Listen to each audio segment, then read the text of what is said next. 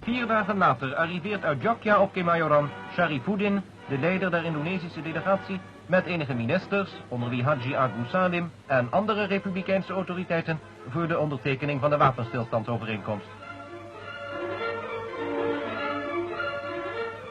Nog diezelfde middag begeven de delegaties zich naar de Ranville.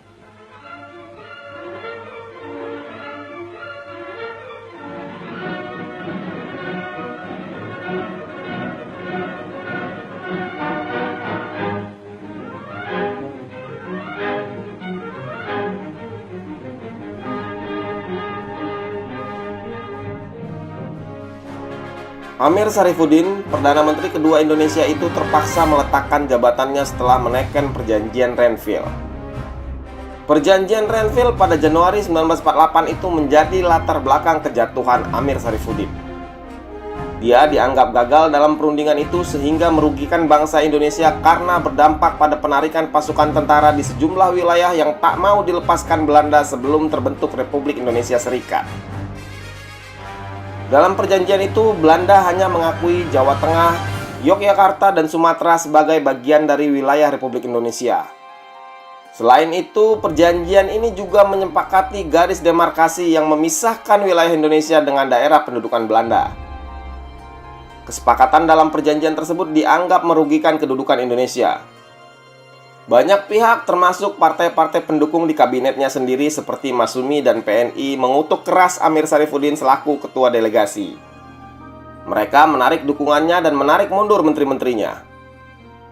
Presiden Soekarno yang semula mendukung akhirnya berbalik. Dia pun meminta Amir meletakkan jabatan. "Sebaiknya serahkan mandat kepada saya," kata Soekarno kepada Amir. Posisi Perdana Menteri kemudian dipegang oleh Muhammad Hatta. Masgul dan kecewa, Amir kemudian memilih menjadi oposisi. Dia kemudian pergi ke Solo dan mendirikan Front Demokrasi Rakyat atau FDR, gabungan berbagai organisasi dan partai yang beraliran kiri. FDR inilah cikal bakal terjadinya Madiun Affair atau yang sering dikenal awam sebagai pemberontakan PKI 1948. Aksi FDR semakin berkembang setelah mendapat sokongan dari tokoh PKI, Musso, yang baru pulang dari Moskow, Uni Soviet pada Agustus 1948. 1 bulan berikutnya, Musso membentuk Politbiro PKI di mana Amir Sarifuddin ditempatkan pada bagian pertahanan. FDR kemudian diubah menjadi PKI, lalu melancarkan aksi pemberontakan dan berhasil menguasai sejumlah wilayah seperti Madiun, Kediri, Purwodadi, Ponorogo, Blitar, dan Nganjuk. Di Madiun, mereka memproklamasikan Soviet Republik Indonesia. Pemerintah Indonesia lantas mengambil tindakan tegas dan menggelar operasi militer dengan sasaran utama yakni Madiun, Purwodadi, dan Pacitan. Singkat cerita, operasi militer membuat posisi PKI di Madiun semakin terdesak. Tak hanya itu, pemimpin mereka, Musso, berhasil ditembak mati pada Oktober 1948. Setelah Musso tewas, Amir Sarifuddin memimpin pelarian yang diikuti oleh sekitar 3.000 orang golongan kiri. Amir dan pengikutnya hanya dapat bertahan sampai 29 November 1948. Mereka sempat mengembara mengitari Gunung Wilis dan Gunung Lawu. Meski dalam keadaan payah, dia tetap menjaga semangat pasukannya. Persembunyian Amir dan beberapa orang lainnya di desa Kelambu, Grobongan terendus oleh tentara. Kemudian mereka dikepung. Amir mencoba meloloskan diri melewati rawa-rawa dan hutan, tapi akhirnya tertangkap juga oleh pasukan Batalion Kala Hitam yang dipimpin oleh Kemal Idris dari Divisi Siliwangi. Kondisi Amir saat itu sudah sangat payah, kurus dan pincang. Dia menderita disentri. Hari Puzo dalam bukunya berjudul Madiun 1948 menggambarkan mantan Perdana Menteri itu hanya memakai piyama, sarung, dan tak bersepatu saat tertangkap. Pipa cangklong yang biasanya tak terpisahkan darinya kini tak ada lagi. Senjata yang melekat pada dirinya hanya sebuah pistol. Amir kemudian dibawa ke Kudus dan kemudian berlanjut ke Yogyakarta dengan kereta khusus. Sesampainya di Yogyakarta, Amir, Suripno, dan Harjono ditahan di penjara Benteng lalu dibawa ke Solo. 19 Desember 1948, tepat tengah malam, 20 orang penduduk desa diperintahkan tentara untuk menggali lubang makam di desa Ngalihan, Karanganyar, Solo.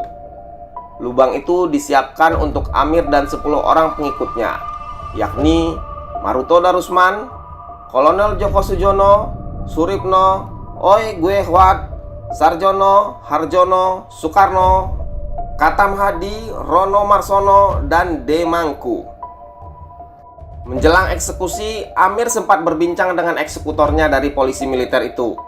Awalnya, seorang letnan tentara menerangkan adanya surat perintah Gubernur Militer Gatot Subroto mengenai eksekusi mati bagi 11 orang tersebut. Mereka didakwa makar. Amir bertanya kepada sang eksekutor, "Apakah saudara sudah mengikhlaskan saya dan kawan-kawan saya?" Sang letnan menjawab bahwa dia hanya menjalankan perintah. Lalu Amir bertanya lagi, "Apakah saudara sudah memikirkan yang lebih jernih?" "Tidak usah banyak bicara," jawab si letnan tegas. Lalu Kolonel Djoko Sujono menimpali, "Saya tidak menyalahkan saudara, tapi dengan ini negara yang rugi." Letnan itu kemudian memerintahkan anak buahnya dalam regu tembak untuk mulai mengisi bedil. Amir lantas menghampiri sang letnan. Sambil menepuk bahu letnan itu, dia berkata, "Beri kami waktu untuk bernyanyi sebentar."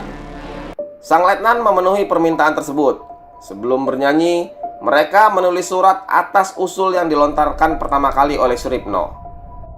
Kemudian Amir dan kawan-kawan mengumandangkan lagu Indonesia Raya dan Internasionale, lagu kaum buruh sedunia. Setelah selesai bernyanyi, Amir berseru, "Bersatulah kaum buruh seluruh dunia, aku mati untukmu." Kemudian mereka ditembak satu persatu. Amir yang pertama.